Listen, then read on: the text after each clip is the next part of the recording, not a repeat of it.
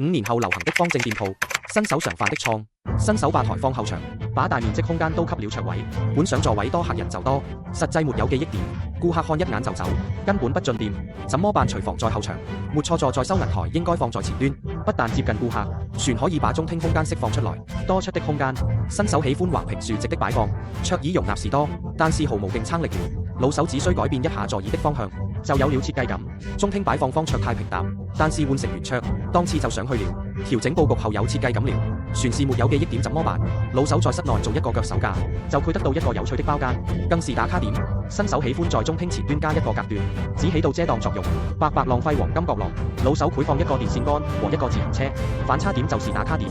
新手喜歡牆面掛裝飾畫，再用心的店主也能做出有趣的店。老手無疑舊時代街景，不大的店卻有老街的感覺。